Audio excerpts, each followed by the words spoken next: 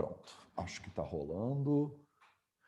Vai estourar a minha parede aqui atrás, talvez, mas está tudo bem, né? Beleza, eu acho que está tudo certo. Tá. Cara, a gente vai terminar o capítulo 5 hoje, é isso que vai acontecer. Vocês estão preparadas? Então vamos que vamos. Ragadirogan satatan shaktan sheshakaya prasrutan seshan autsukhyamohar riranjakana yopurva vaidyaya namostu tasmai. Caramba, eu tô ouvindo retorno na minha cabeça. A coisa mais difícil do mundo é falar com retorno na cabeça. Pronto. Sejam todos bem-vindos, sejam todas bem-vindas a mais um vídeo da série Vida Veda nos Samhitas, no canal do Vida Veda no YouTube. Meu nome é Matheus e hoje a gente vai continuar a nossa leitura do Ashtanga Hridayam Sutrasthana, capítulo 5, o Drava Dravya Vijnana, o capítulo de conhecimento das substâncias líquidas, e a gente vai terminar o capítulo 5, o Drava Dravya Vijnana. Então, finalmente, depois de anos, a gente vai terminar o capítulo 5. Olha tudo que a gente leu aí. E agora a gente vai ler o shloka número 82 a 84 e terminar essa brincadeira. Falamos de água, falamos de leite, falamos de substâncias derivadas da cana-de-açúcar, falamos de mel, falamos de bebidas alcoólicas, vários tipos de bebidas alcoólicas, falamos dos acéticos e agora a gente vai terminar com chave de ouro, falando sobre as urinas. Sim, as urinas, elas também estão nos samhitas, porque tudo está nos samhitas, né? Eles tentam explorar a natureza da maneira mais completa possível, e isso significa que você não poderia falar do mundo, do universo das substâncias líquidas e ignorar o fato de que a urina é uma substância líquida e de que tudo que existe no universo pode ser usado como remédio. A gente fala em Ayurveda que Sarva Dravya Aushadham, Sarva Dravya Aushadham, ou Sarva Dravyam Aushadham, todos Sarva Dravyam, substâncias, Aushadham, tem um potencial de ser um remédio, né? A palavra Aushadhi significa remédio. Então, tudo que existe no universo pode ser usado potencialmente para restabelecer a saúde dos seres humanos, né? Sarva Dravyam Aushadham. E a urina também entra aqui nessa parada. E aí vocês vão guardar para o final a pergunta que é mais comum quando a gente fala sobre isso, que é urinoterapia, né? Beber autourinoterapia, essas coisas, né? Que eu posso beber a minha própria urina, Matheus. Me pergunta aí no final, não me deixe esquecer, né? Para eu não sair daqui de hoje sem falar isso para vocês. A gente vai ler aqui 3 shlokinhas, eles são relativamente simples em termos de sânscrito, né, de gramática e tal. Para vocês que passaram o capítulo 5 e estão aqui vivas, né, e vivos, né, temos 14 pessoas na sala. Olha aí, só os 14 mais Jedis dos Samhitas estão aqui nesse momento. Não, com certeza tem uma galerinha no YouTube também, tem umas 9 pessoas vendo no YouTube também. Você vê, né, tipo assim, eu já avisei, no capítulo que vem, quem sobreviver ao capítulo que vem merece ganhar um sabre de luz, porque vocês são Jedis de verdade, não tem como. Essa parada de estudar os Samhitas no original, quando eu criei essa série, eu falei, isso vai ser para 4 pessoas. Né? Na Índia, no lugar onde eu estudo com os meus gurus e tal, é meia dúzia de gato pingado lendo esse negócio, até para os indianos, até para os Vaidyas, para os outros Vaidyas a gente é maluco. Então imagina para a galera que não é, né? Você não foi para a Índia, não estudou sânscrito e tal. Quem está aqui até agora, vocês já são, para mim, assim, a galera louca da parada, né? Não é à toa, mas que eu chamo vocês carinhosamente de nerds. A gente, né? Vocês não, a gente. Então vamos que vamos. E os shlokas número 82, 83 e 84, eles dizem o seguinte: Mutram Gojavi Mahishi Gajashvostra Karodbhavam Pitalam Rukshatikshnoshnam Lavananurasam Katu Kramishopodaranaha Shulapandukapanilan Gulmaruchi Vishashvitra Kushtarshasi Jayelaghu Toyakshirek Vargair Madhyasya Chakramat Iti Dravyai Kadeshoyam Yathastula Mudahrataha. Maravilha.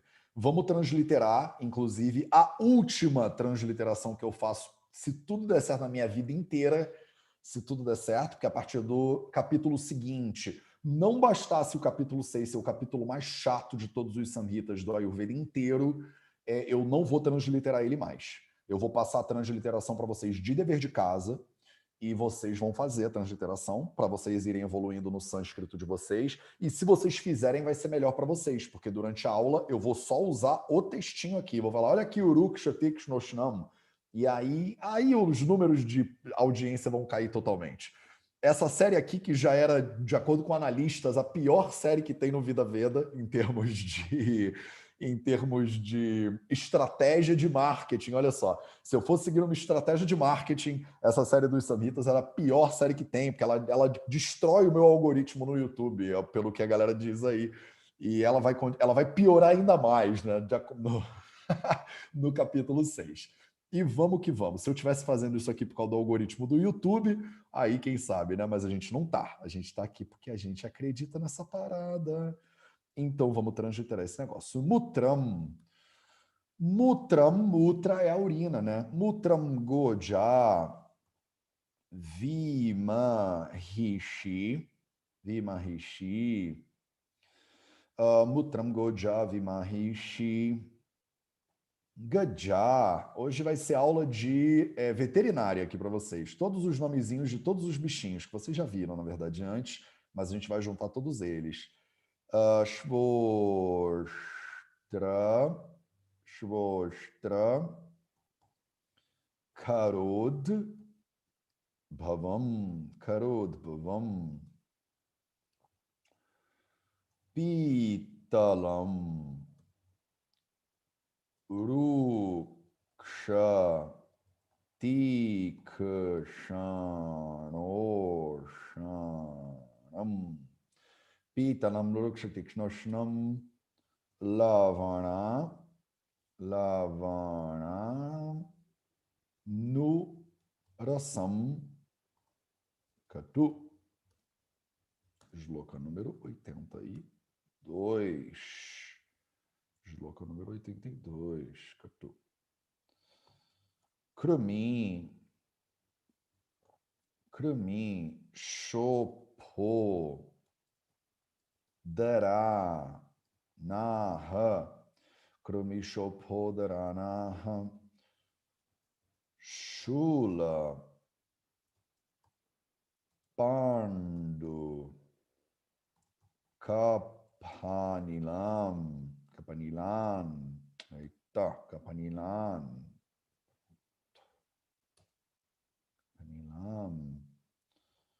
Gulmaruchi. Visha. Shvitra. Isso é tudo nome de doença que a gente já viu. Gulmaruchi, Vishashvitra, Shvitra, Kush, eita, Kushtar, Kushtar, Shasi,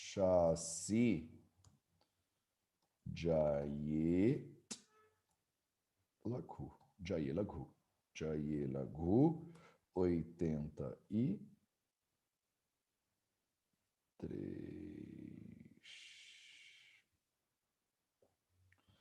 E para terminar, Toya. Ele mudou a minha letra. Me dá o Helvética. Pronto. Toya. Kshire. Kshu. Tailanam. Toya Kshire Kshu Tailanam. Vargair Madhyasya Cha Kramat. Não tem quase nenhuma palavra nova aqui.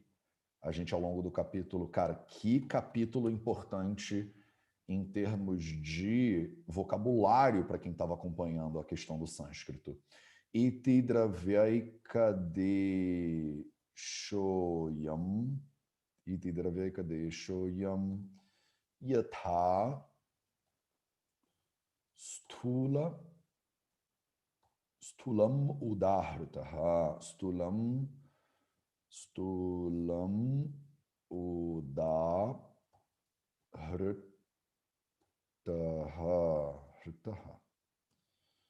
84.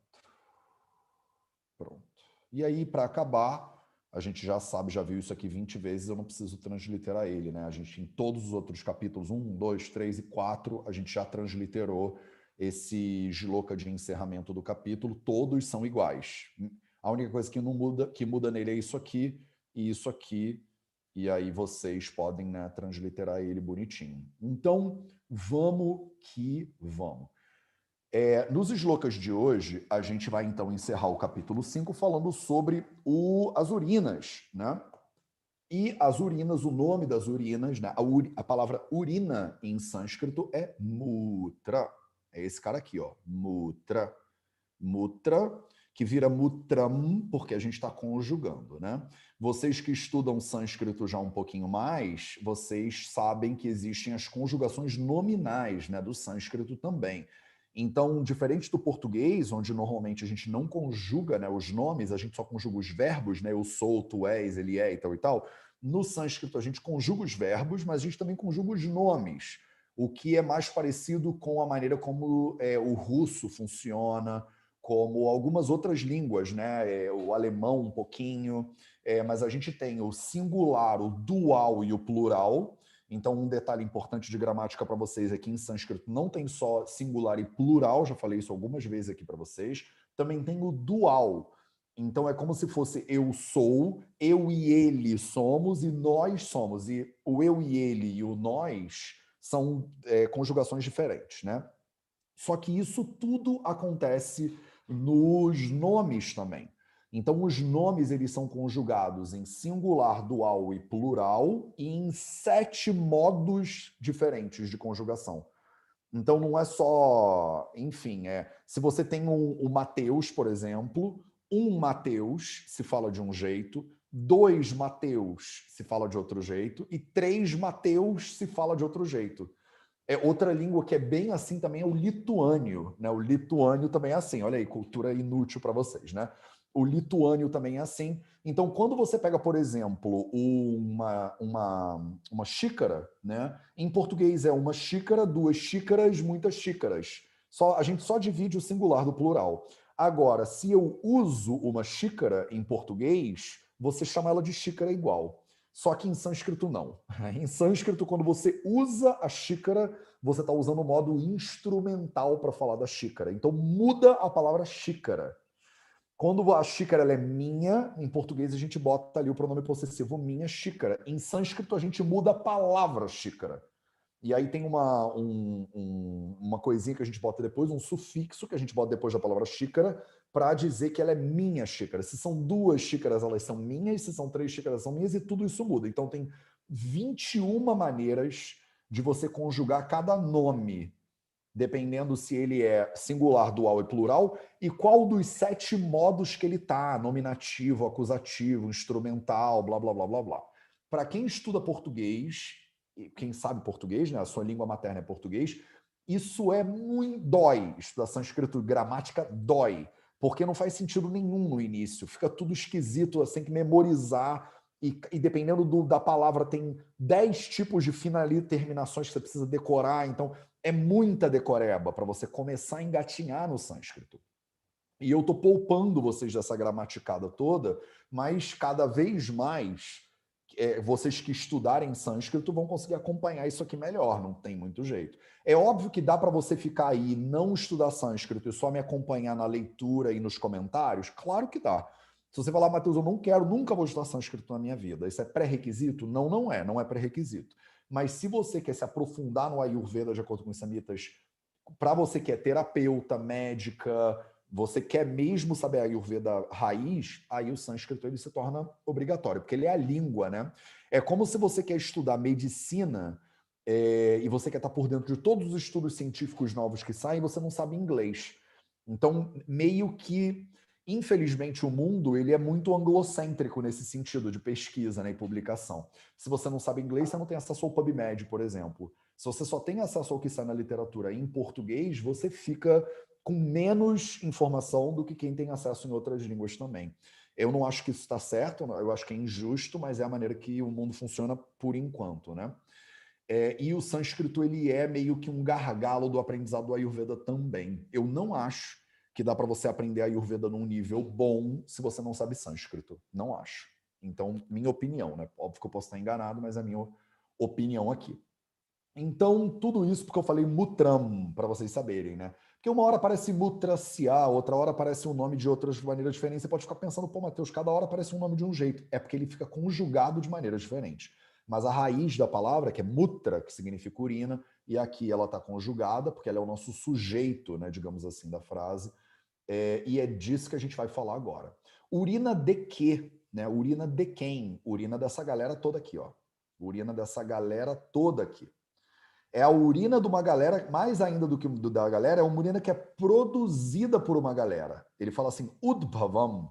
A palavra Udbhava, que é o finalzinho, né, desse Samastapada, o nome disso aqui, ó, é um Samastapada. Samastapada é um pada, né, uma frase, é uma palavra que ela é produzida por meio de samas ou samassa, né? Samas, ele é um processo de junção de várias palavras para formar uma palavra grande, né? Como em português a gente fala guarda-chuva, né? Você juntou guarda e chuva para fazer guarda-chuva. Paraquedas, né? A gente não faz isso. A gente faz isso muito pouco, né? Em sânscrito a gente faz isso muito. É como em alemão também. Vocês que sabem alemão, você sabe, né? A xícara que eu pego com a mão esquerda e que ela é branca em alemão tem um nomezão grandão que fala xícara branca que pega com a mão esquerda, né? Você cria palavras e no sânscrito também, né? Então, beleza. E aí aqui a gente vai ver a urina, que ela é udbhavam, que ela é produzida, a palavra bhava. Esse cara aqui, ó, bhava, significa existir, né? É que existe, que é existência mesmo, tá? E aí a palavra udbhava significa produzir, tornar alguma coisa existente, fazer ela virar uma coisa que existe, né? Não é udbhava, é udbhava, porque aqui é kar, Udbhava. E aí a gente juntou, faz um sanduizinho, fica Karudbhavam. E quem são esses animais que são os animais mais importantes que você precisa saber? Quais são as urinas que são consideradas aqui dentro do estudo dos Samhitas Ayurvédicos? A primeira, e na ordem, a ordem importa. Né? Vocês já sabem disso, já me ouviram falar disso 1000 vezes e a ordem importa. Qual é a melhor urina de todas? A urina mais usada de todas é a urina do Go. Quem é Go? Go é a vaca. Né? A vaca, o boi, a urina bovina, digamos assim. Né?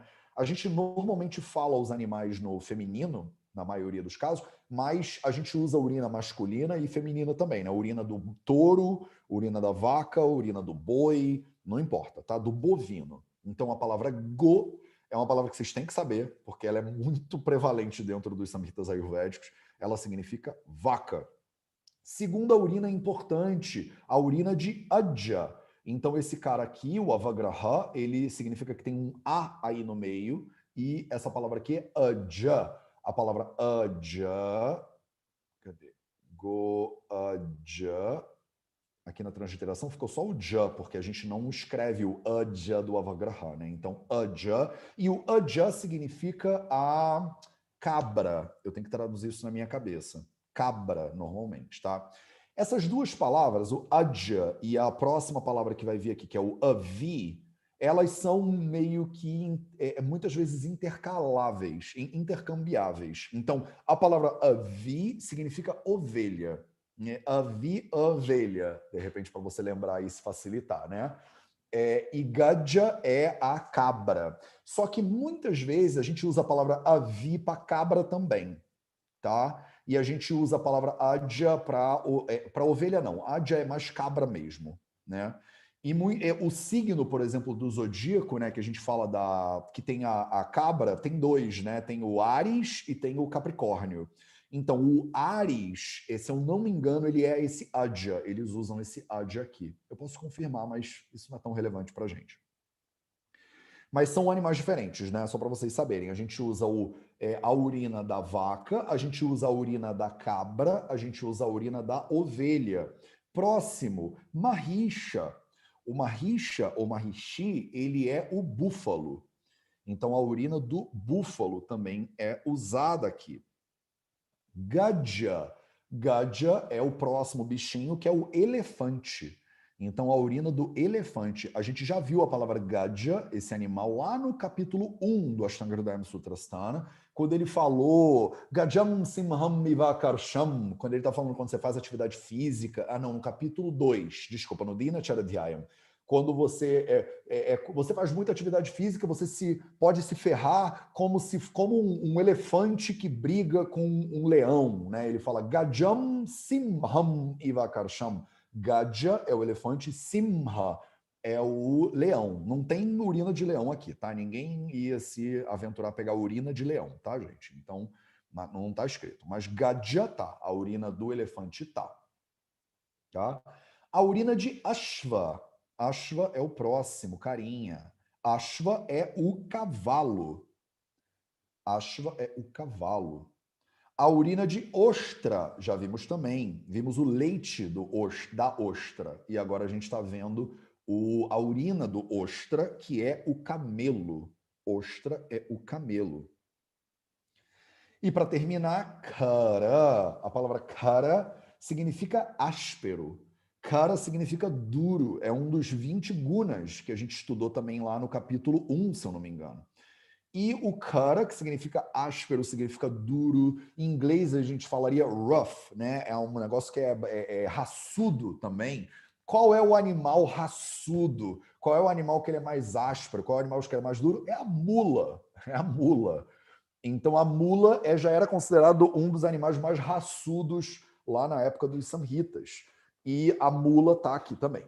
Então, a vaca a cabra, não, a vaca, a cabra, desculpa, é isso. A ovelha, o búfalo, elefante, cavalo, camelo e mula.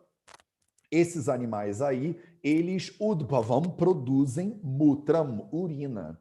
E essas urinas todas, elas são agrupadas aqui juntinhas e depois, alguma hora lá no futuro, a gente vai ver como elas são diferentes também. Então a gente vai estudar como as propriedades de cada animal, eles afetam a carne do animal, a urina do animal e o leite do animal. Mas nesse momento aqui, no Shloka 82, ele botou todo mundo junto, né? E aí, botando todo mundo junto, ele deu uma série de características que são iguais para todos eles. A primeira característica que ele diz é que essas urinas aí são pitalam. Pitalam significa que elas agravam pita dosha. Tá? Elas são pitalam. Pitalam é porque ela agrava pita dosha. E ficaria óbvio, ele não precisava nem ter dito isso. Olha o que ele fala depois. Elas são uruksha, tikshna, ushnam. Então elas são ressecadoras, né? Elas provocam secura, são muito secas, uruksha. Elas são muito intensas, tikshna, e elas são ushna, elas são quentes de propriedade. O fato de ser uksha, de repente você poderia pensar, então não sei se agrava pita ou não, não deveria agravar, porque o pita ele é sasneha, ele é levemente oleoso, então o uruksha poderia até apaziguar o pita. Mas o fato dela ser tikshna e ushna já sugeriria aí, ó, de repente ela agrava o pita sim. E aí ele vai continuar. Ela é lavana, anurasam. Então tem duas palavras aqui. A palavra é lavana e a segunda é anurasam. Deixa eu pegar aqui na transliteração, que para vocês acho que fica mais fácil de ver. Ó. Lavana primeiro e depois anurasam. Então vocês já sabem o que é a palavra rasa. A palavra rasa é o sabor. Né? A palavra rasa é o sabor. São 6 sabores de acordo com a Ayurveda, né? Swadu amla lavana tikta ushana kashaya kaha. E o que é o anu rasam? Anu, a palavra anu significa ou é muito pequenininho, uma coisa que é pequena. Anu também significa uma coisa que vem junto. Anu também significa uma coisa que vem depois. Quando a gente fala de um sabor que ele é pequeno, quando a gente fala de um sabor que vem junto, quando a gente fala de um sabor que vem depois, a gente está falando daquele gosto que fica depois do primeiro sabor que vem. Vocês já comeram alguma coisa que às vezes a coisa ela é amarga, mas aí depois você sente um sabor doce na boca, por exemplo? Tem muito chá que é assim, né? Você toma um chá verde, aí o primeiro impacto é amargo pra caceta. Aí depois você engoliu e tal, você fala, fica um gostinho meio adocicado na boca. A gente chama isso de anurasa. Anurasa é o sabor secundário, digamos assim, muitas vezes traduzido como sabor secundário. Qual é o sabor secundário das urinas todas? É lavarnã, é salgado. É claro que é salgado. É claro que é salgado. Se você parar para pensar, é claro que é salgado. Por quê? Porque na urina você tem a presença de sais mesmo, né? Então tem sal na urina, né? O corpo excreta sal pela urina. Mas qual é o sabor principal da urina? É catu. É catu. Ele é picante. Então a urina ela tem um sabor picante e com um sabor secundário salgado. Por que a urina tem um sabor picante e um sabor secundário salgado? Por causa da composição química da urina. O que é a urina? A urina ela é uma excreta, ela é um mala, né, de acordo com os samhitas, de acordo com o conhecimento ayurvédico bem basicão. E ela é um mala que ela não é produzido só por animais, por mamíferos, né? Se vocês repararem, a lista toda aqui só deu mamífero. Por que a urina, a gente não botou urina de aves, urina de répteis, urina de outros bichos aqui? Eles não têm urina? Não, eles têm urina sim. Só que o formato da urina, o estado da urina dos, por exemplo, aves, é sólido ou semissólido. Então, ela nem estaria dentro do capítulo de líquidos, percebe? Os animais mamíferos, via de regra, têm uma urina líquida e essa urina líquida, pois bem, líquido, beleza, né? O que é a urina, então, dos animais mamíferos? Então, ela é um subproduto líquido do corpo, né? Ela é excretada depois do teu corpo ele absorver o que ele precisa e entender o que ele precisa rejeitar, normalmente do plasma, que é uma parte do teu sangue. A urina, ela passa, né, por enfim, uma série de processos dentro dos rins. Eu até podia pegar, né, um rim aqui, a gente tem uma aula de nefro básica, né? Mas eu acho que não vale, né? Absorção no túbulo proximal, alça de Handley, essas coisas todas, acho que para vocês são irrelevantes. Mas se vocês quiserem estudar mais sobre fisiologia, né, da urina e uro, eu super recomendo. Para a galera que é grupo de estudos de casos clínicos, se tivesse um caso que envolve urina, a gente ia parar e ia ver anatomia e fisiologia, né, dos rins, né? Mas, enfim, vocês não precisam saber nada do tubo proximal, nem nada disso, né? Até posso estar falando o nome errado, porque eu acho que deve ser túbulo proximal em português, né? Eu estudei essas coisas não em português, então às vezes eu me enrolo. Então, 95% da urina é o quê? 95% da urina é água, tá? Água.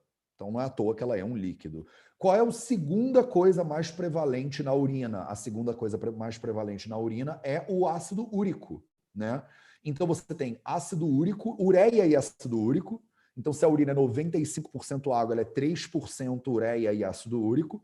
Então, ureia e ácido úrico são compostos derivados do nitrogênio, e não é à toa que são catu, né? Que o sabor é catu. Por que o sabor ele é picante? O primeiro sabor é picante. Porque o composto químico mais predominante na urina é o ácido úrico e a ureia. E eles são ácidos, né? Então esse sabor ele vai ser picante, bota um ácido na boca. E aí o que é depois? Depois é sal, né? E outras substâncias. O que não deveria ter na urina? Isso é uma coisa que é importante vocês saberem. Você não deveria ter açúcar na urina, por exemplo, né? Se você tem açúcar na urina, tem alguma coisa esquisita aí no teu processo, porque normalmente o corpo ele reabsorve bonitinho, né? Tem uns esquemas lá de quantidade de absorção de água, aldosterona, não importa aqui para vocês, né? Mas o fato é que a urina ela não deveria ter açúcar, então a urina, nenhuma urina de nenhum desses bichos que a gente mencionou, ela deveria ser doce. Se você tem açúcar na urina, a gente chama isso de glicosúria, se eu não estou enganado aqui no português. E se a pessoa tem glicosúria, glicose na urina, a gente normalmente, né, pensa em diabetes, tem algum problema acontecendo aí. Dentro dos samhitas ayurvédicos, vocês vão ver doenças que a urina fica doce, por exemplo, dentro de um nome que chama prameha.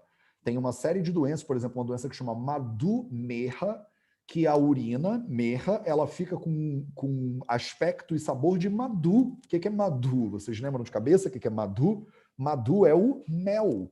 Então a urina ela fica meio melada, ela fica com aspecto doce, ela atrai formiguinhas, inclusive. Madhu-Meha, por exemplo. O que mais que não pode ter na urina? Não pode ter sangue na urina. Então, se você tem sangue na urina, a gente chama isso de hematúria, né? Hemato, né?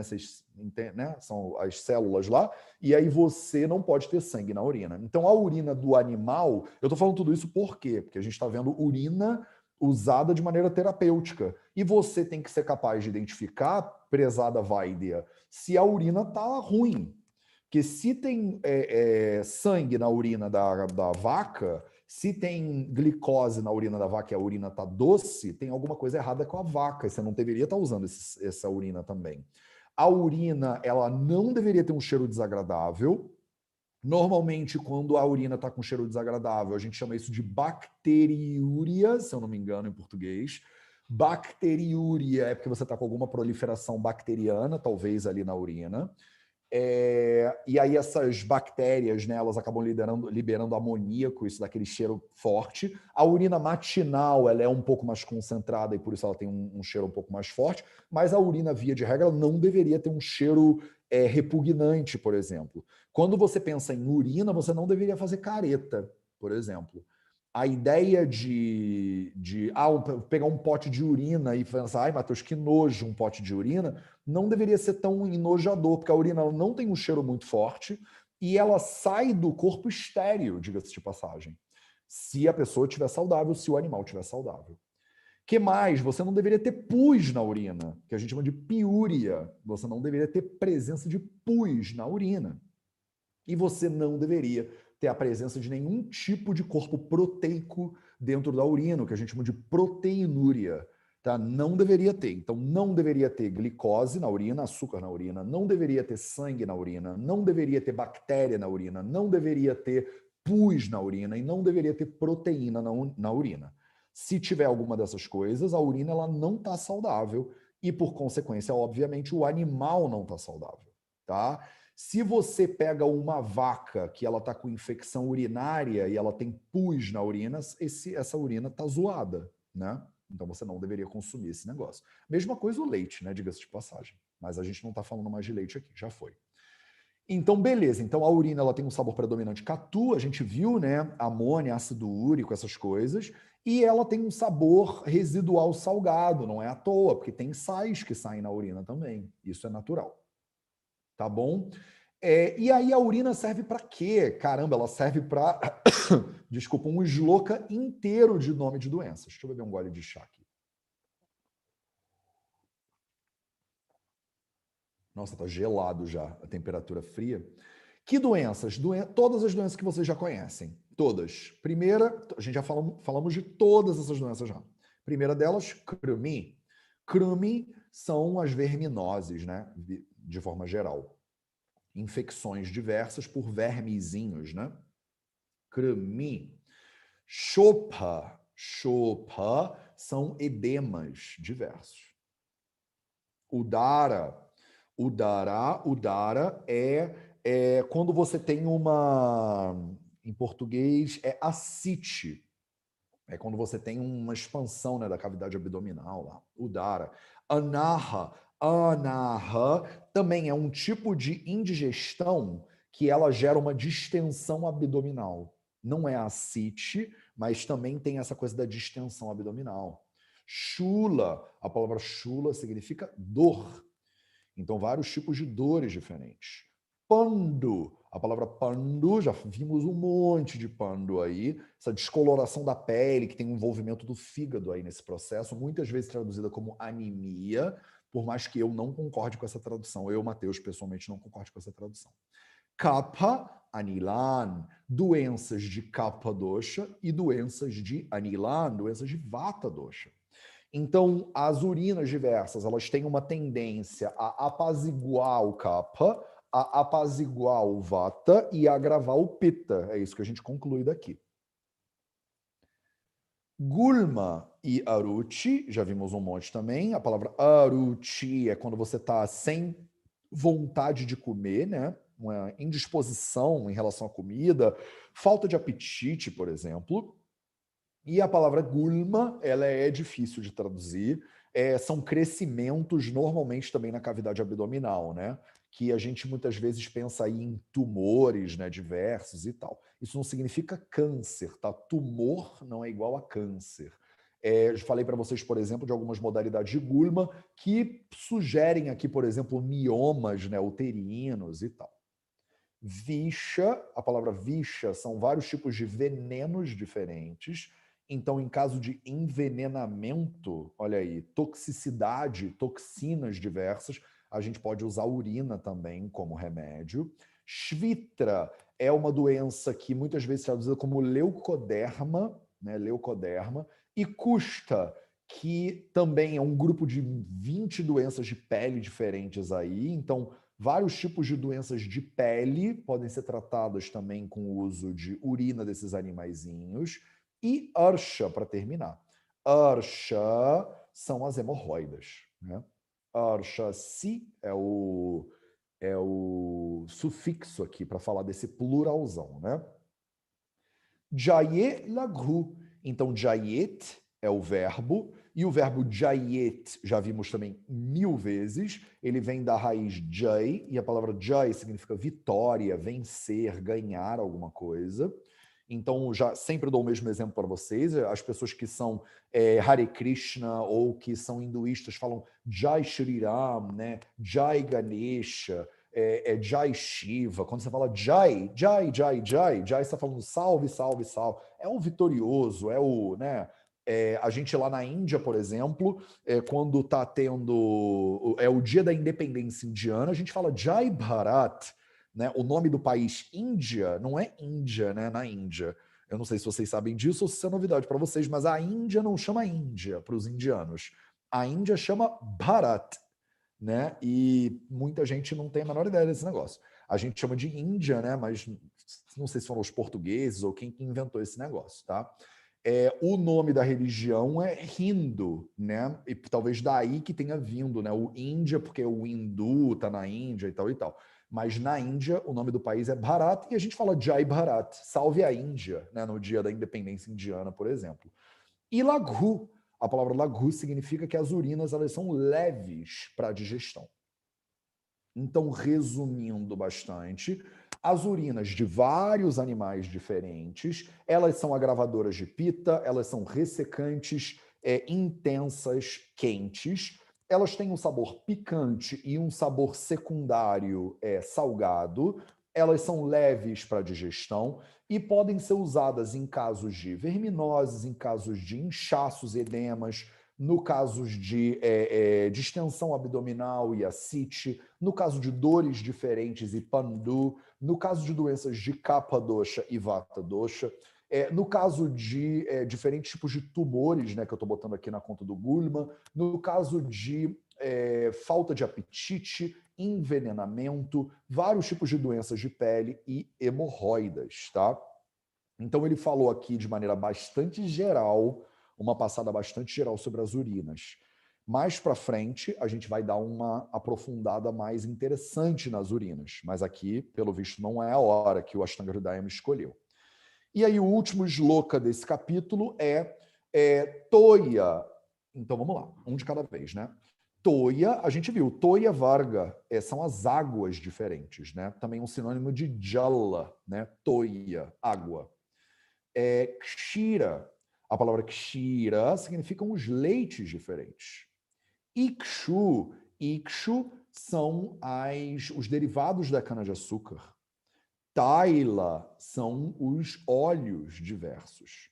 E aí aquele, tá vendo? Ele bota anam. Esse anam é o sufixo que para vocês que estudam gramática, vocês vão ter que saber de onde está vindo esse sufixo aí.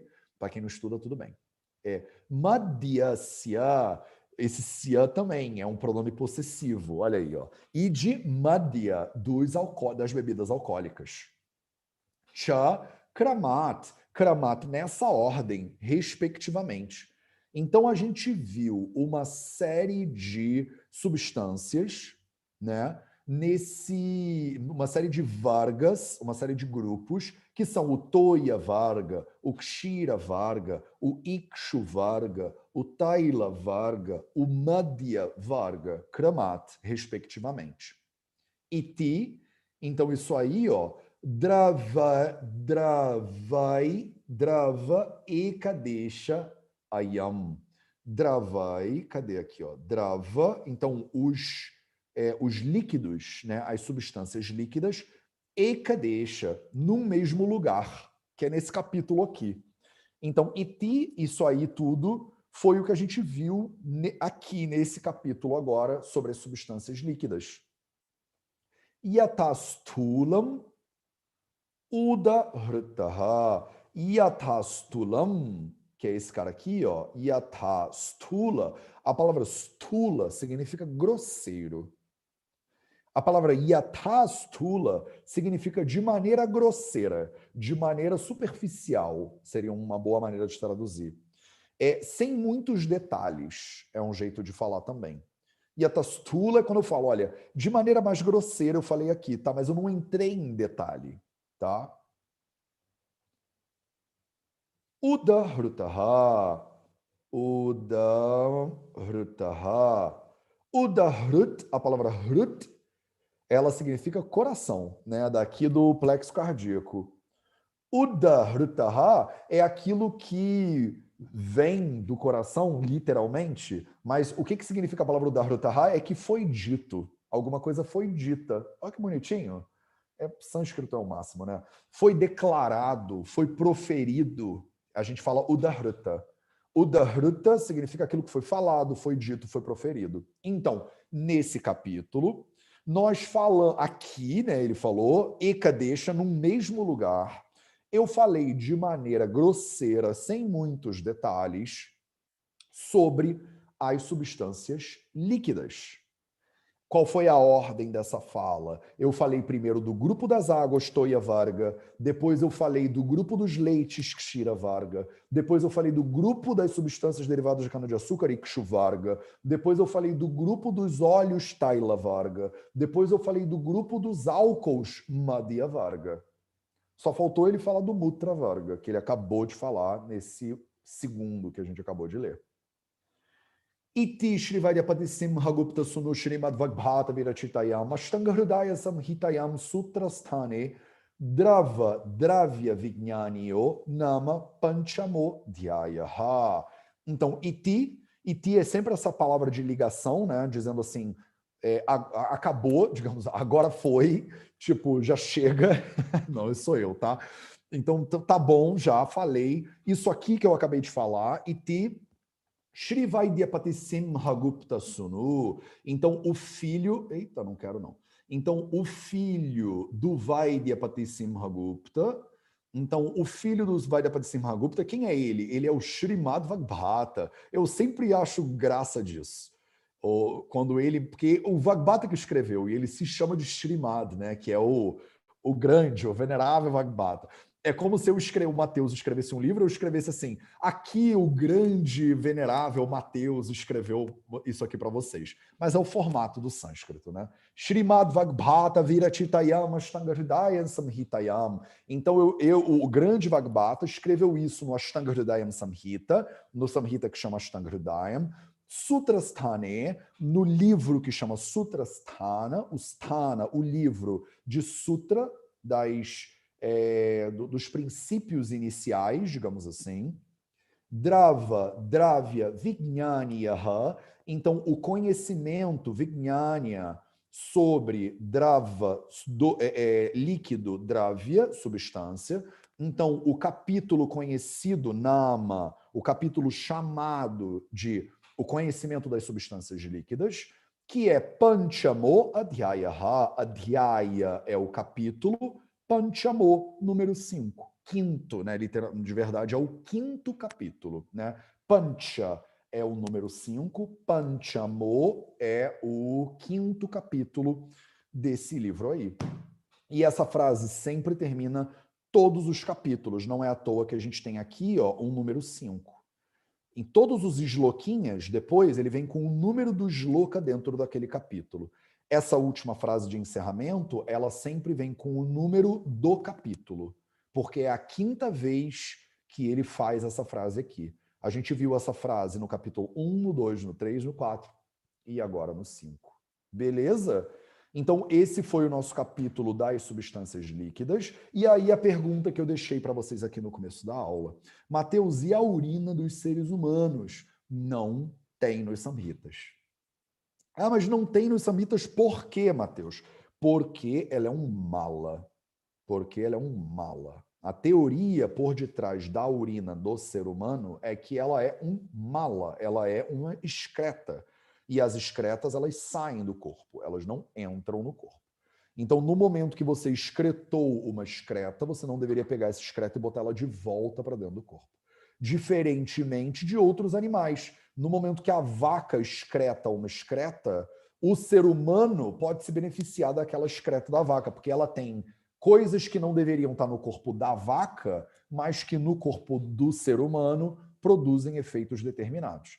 Eu não tenho preconceito nenhum, tá, contra a autourinoterapia, mas eu só tenho o dever de falar para vocês o que está nos samhitas e o que não está.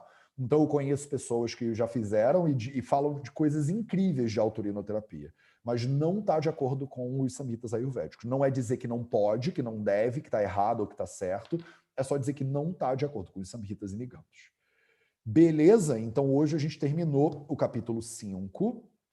Eu vou parar de dividir tela e para eu ver o rostinho de vocês. Oi, gente. Ai, que bom. Se ninguém tiver nenhuma dúvida sobre o capítulo dos líquidos, a gente encerra o capítulo dos líquidos aqui agora. Na semana que vem, a gente não tem encontro, porque na semana que vem eu só leio o capítulo 5. Então eu acho que tipo não vale a pena esperar as pessoas entrarem e tal só para fazer uma leitura. Então eu vou simplesmente fazer a leitura. Talvez eu até entre ao vivo para fazer e eu faça a leitura ao vivo, mas não vai ter tipo assim outras pessoas aqui ao vivo, porque eu só vou ler o capítulo. Eu vou fazer o Sampradhana, que a gente chama. Eu vou pegar o capítulo 5, eu fiz isso com 1, com 2 e com 3, né? E agora eu vou pegar o capítulo 5 e só vou ler ele de cabo a rabo. Os 84 slocas dele, para vocês terem uma versão lida do capítulo inteiro. Eu não sou a melhor pessoa do mundo para fazer isso. O meu sânscrito é bem iniciante e a minha leitura não é ideal. Eu tenho um sotaque carioca falando até português aqui em Portugal, eu não posso falar que eu sofro bullying, né? Então imagina o meu sânscrito, tá? Então tem muita gente por aí que eu vejo que fica tirando onda, que fala língua, sânscrito. E assim, se botar essa pessoa na Índia e a gente vai ver, entendeu? Até os indianos mesmo. O indiano do norte, eles têm sotaque falando sânscrito. E aí, um indiano do norte, ele vai para o sul, ele tem sotaque de hindi, falando sânscrito. E aí, ele sofre bullying no sul da Índia, porque a galera do sul da Índia acha que eles não têm sotaque falando sânscrito. Até na Índia é igual a gente. Ser humano é o mesmo bicho, né, no planeta todo. Os indianos fazem bullying entre si. E aí, o Malayali, a pessoa do Kerala, acha que tem um sânscrito puro. Aí, o Tamil, que é o cara do lado do Kerala, faz graça com o Malayali, e o Malayali faz graça com o Tamil. Aí eles todos fazem graça com o cara que é de Gujarat, falam que ele tem sotaque Gujarati. Aí o Gujarati fala que o Tamil que está com o sotaque errado. Quer dizer, não tem jeito, né? Tem alguns vilarejos na Índia onde ainda se fala sânscrito até os dias de hoje, então não é uma língua morta, não é uma língua viva. O meu professor, por exemplo, de sânscrito, meu primeiro professor de sânscrito, ele foi educado numa escola que era a língua falada era sânscrito, então eles aprendiam história em sânscrito, matemática em sânscrito, tudo em sânscrito, mas isso não é comum. E normalmente a pessoa ela aprende sânscrito, mesmo essa galera do vilarejo do sânscrito, a língua ela é viva, né, meu povo? Então eu acho uma graça, porque eu tenho amigos aqui que brincam comigo, aqui em Portugal, que eu deveria falar o português de verdade, que é o português de Portugal e tal. Mas aí, se eu trouxesse o Camões, os meus amigos talvez não entendessem o Camões, porque o português do Camões também já não é o português de agora. O brasileiro, que acho que o brasileiro fala o português puro, é de São Paulo, é do Rio de Janeiro. Não tem essa parada. A língua é uma coisa viva. Cada pessoa que fala, ela modifica a língua de novo, né? O inglês, qual é o inglês certo? É o inglês do Shakespeare? Ninguém mais fala esse negócio, entendeu? Então, essas brigas sobre purismo linguístico, pelo menos no Vida Vida, não tem espaço, não serve para nada, é só perda de tempo. Vai estudar, pega o que você acha que é útil desse negócio e vamos em frente. Eu estou falando tudo isso porque eu sou o primeiro a dizer para vocês estudarem sânscrito. Mas eu sou o último a dizer que é a língua pura dos deuses, só Shiva sabe falar esse negócio. É uma língua, são seres humanos tentando comunicar conceitos. O sânscrito ele é uma língua maravilhosa, porque ela é uma língua holográfica, rica, e toda língua ela se especializa na temática que ela é mais usada para ser abordada. Então, o sânscrito ele é uma língua que está sendo usada há milhares e milhares de anos para falar de filosofia, para falar de Ayurveda e tal e tal. Então, da mesma forma que o brasileiro, que é hiper carinhoso, criou palavras específicas para ser hiper carinhoso, como a palavra cafuné, por exemplo, né? Uma palavra que é derivada, eu não sei se é Angola, alguma língua africana maravilhosa dessas, a gente é tão carinhoso que a gente tem a palavra cafuné. Em inglês não tem a palavra cafuné, né? E aí tem outras palavras que a gente não tem. O lindo do sânscrito é que eles têm conceitos específicos para falar do assunto que eles estão querendo falar. Quanto mais especializado você é, mais especializada é a sua linguagem. Olha que interessante. Os Inuit, que é o pessoal que antigamente chamavam de esquimó, eles têm, se eu não me engano, eles têm 12 nomes diferentes. 12, dois nomes diferentes para neve.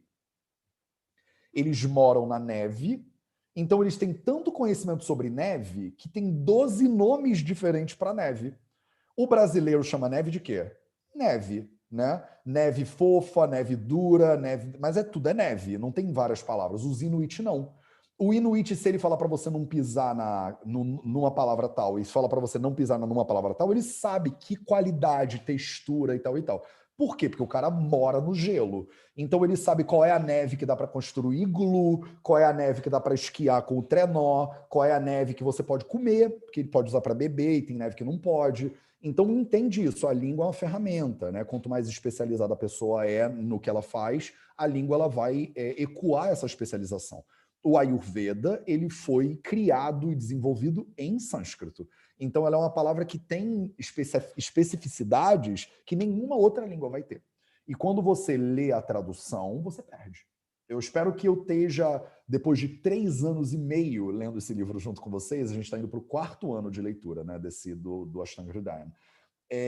Vocês estejam aos poucos, principalmente vocês que estão aqui desde o início, entranhando isso na cabeça de vocês. Não é à toa que eu faço bullying com o coitado do Teshri Kumar, até com o Shri Kantamurti, com esses outros autores que traduziram. Eu faço bullying comigo mesmo. A minha tradução do Ashtanga Hridayam, que está sendo produzida agora, eu faço bullying comigo, traduzindo, porque fica ruim, não fica bom. E às vezes o Shloka tem 2 linhas e o meu comentário tem uma página, porque eu fico lá me pedindo desculpa para o universo. Eu não queria ter traduzido assim e tal, foi mal, Vagbata. Porque o português ele não traduz bem. Você que não sabe sânscrito sempre vai ficar com um degrau de falta dentro da capacidade de profundidade. E se isso para você é ok, maravilhoso. Se você me disser assim, Matheus, eu só quero ir até esse degrau mesmo, aí tá perfeito. Não é todo mundo que quer competir na Copa do Mundo de futebol. Né? De repente você só quer jogar um futebol com seus amigos no final de semana, ou com as suas amigas no final de semana. Você não quer ser faixa preta de jiu-jitsu. Você gosta de treinar jiu-jitsu. Tá tudo certo, tá tudo certo. Só que conhece-te a ti mesmo, ou a ti mesma. Né? Se você sabe que você, até onde você quer ir, você aceita a limitação da profundidade do teu estudo. Beleza? Manuela de Oliveira está com a mão levantada. Pode perguntar. Oi, Matheus. Tudo bem? Tá me ouvindo? Feliz ano novo para todo mundo aí. Sim. Olha só, a minha dúvida é a seguinte, pelo Sloka ali, a gente compreende que é a ingestão, né, da urina. A minha pergunta é se a urina também é utilizada para aplicação, algum tipo de uso externo, assim, né? Sim, maravilhoso. Obrigado, Manu. Sua pergunta é ótima. E sim, esse capítulo todo do Drava Dravya, ele está falando muito dessa coisa da ingestão, né? A gente falou muito das ingestões. Mas todas as substâncias que a gente falou, elas são usadas também para a produção de óleo, que vai ser usado para a bianga. Elas são usadas para fazer basti, por exemplo, para fazer os enemas. Elas são usadas na produção de substâncias que vão produzir vômito terapêutico também. Então, elas são matéria-prima para um mundo infinito. Por isso que ele falou yatastulam. Ele usou a palavra yatastulam para te dar uma justificativa que é assim, Manu, eu não vou falar tudo que tem para falar sobre esse negócio, porque é infinito. Eu podia fazer um livro inteiro só de urina de camelo e ficar aqui falando anos de urina de camelo, entendeu? Eu não vou fazer isso, eu vou ser meio genérico, só para te dar uma primeira demão de conhecimento.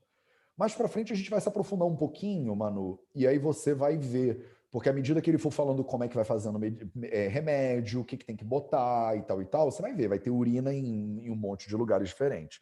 Inclusive tem um produto que é muito comum que chama Panchagavya. O Panchagavya são 5 subprodutos da vaca que são muito amplamente usados de maneira terapêutica, de várias maneiras terapêuticas diferentes. E um desses subprodutos é o mutra, é a urina da vaca, por exemplo. Então a gente usa muito, principalmente urina de vaca. A vaca, a gente brinca que eles só não usam o mugido. O resto tudo usa. Porque, e a galera, inclusive, é engraçado porque até tem uma dose de. Lá vou eu, né? Não consigo. Tem uma dose de hipocrisia, né, dentro dessa brincadeira toda. Porque o indiano, ele idolatra a vaca, mas a Índia é o segundo maior exportador de carne bovina do planeta Terra. Depois do primeiro, que é o Brasil. Então, os indianos, e na cultura hindu, eles não podiam, né? E é uma parada de mercado oculto, e ninguém fala sobre isso. E a gente acha que a gente pode tomar leite do jeito que... Não, a gente só toma leite. Mas a vaca, para fazer leite, ela tem que fazer bezerro. E faz o que com bezerro? Né? Ah, não, o bezerro, ele pasta feliz. Onde? Porque na Índia é cheio. Quem já foi à Índia sabe, é vaca para tudo que é lado. Mas não é vaca suficiente para 1 bilhão e 300 milhões de pessoas. Isso não é. Não, assim, imagina, não é 1 bilhão e 300 milhões de vacas, não é uma vaca para cada indiano. Né? E tem vaca, hein? Olha que tem. Mas não tem tanto assim. Para onde estão indo essas vacas, meu povo? Eles não. Você fala isso com o indiano, eles tipo, não, tá tudo bem, deixa para lá, Hariom. E aí segue a vida e tal. Mas é isso. Então a gente fala que da vaca só não se usa o mugido. O resto tudo eles usam. O osso usa, a carne usa, o couro usa, a urina, fezes, tudo da vaca usa. Beleza, Manu? Mais alguma dúvida, pessoas? Não? Estamos tudo em ordem? Maravilha. Então, na semana que vem, eu devo entrar só no YouTube. Talvez eu entre ao vivo, eu use o StreamYard mesmo, e aí eu só faço a leitura com vocês. Eu acho que ao vivo é bom, porque eu não preciso filmar, editar e tal. Eu entro no YouTube direto, mando o link para vocês no canal das Nerds também, sem problema nenhum. E aí, quem quiser acompanhar a leitura ao vivo, acompanha. Mas, de qualquer forma, isso é só para vocês terem uma referência de como é o Sampradana no capítulo 5. E aí, na semana, sem ser a próxima, a outra, a gente começa o capítulo 6. O capítulo 6, eu já avisei 20 mil vezes, vou avisar pela última. Ele é o capítulo mais chato da história do Ayurveda inteiro. Eu não vou transliterar ele, porque senão a gente não vai acabar. Ele tem mais de 100. Ele é o maior capítulo do Ashtanga Hridayam, também tem isso. Então ele não só é o maior capítulo do Ashtanga Hridayam, como ele ainda é o mais chato. Não vai ter transliteração a partir de agora. Então a chance é que vocês boiem um pouco na maionese, tá? Para a gente começar, eu vou falar para vocês, eu poderia botar ele aqui na tela, mas eu não preparei. Então, vocês deveriam pegar pelo menos 5 primeiros shlokas do capítulo 6 e transliterarem ele. Então, o dever de casa para a semana sem ser a próxima a outra, vocês têm 2 semanas aí, é transliterar os 5 primeiros shlokas, e a gente vai de 5 em 5, porque eu vou tentar fazer mais do que 5 por leitura. E aí eu vou passando os deveres de casa para vocês, mas só para preparar para a primeira leitura daqui a 2 semanas. Então, transliterar os 5 primeiros shlokas do capítulo 6. Quem tiver o Samhita e puder tirar uma foto e mandar no grupo das nerds, aí todo mundo fica com esse negócio, beleza, obrigado. Revisa o conteúdo do capítulo 5, porque a gente não vai voltar nele nem tão cedo, mas o conhecimento dele é importante que você tenha. E se você puder todo dia, durante 5 minutinhos, parar para ler uma frase em sânscrito, já te ajuda. Eu estou há quase 4 anos lendo esse troço com vocês. Se você tivesse começado a ler uma frase em sânscrito todo dia durante 3 anos, você já estava fluente nesse negócio. Eu falo isso toda vez porque ontem era o melhor momento para você começar. O segundo melhor é hoje. Se você tivesse começado há 3 anos atrás, já estaria melhor. Mas se você não puder começar há 3 anos atrás, começa hoje. É melhor hoje do que você falar, amanhã eu começo. Aí eu vou estar 5 anos lendo e falando, Já começou? Não? Então começa. Beleza, galera? Então é isso. A gente se vê na quarta-feira que vem, então, só direto no YouTube para o Sampradhana do capítulo 5 do Ashtanga Hridayam. E na outra semana a gente começa o capítulo 6. Um beijo para vocês e até a próxima.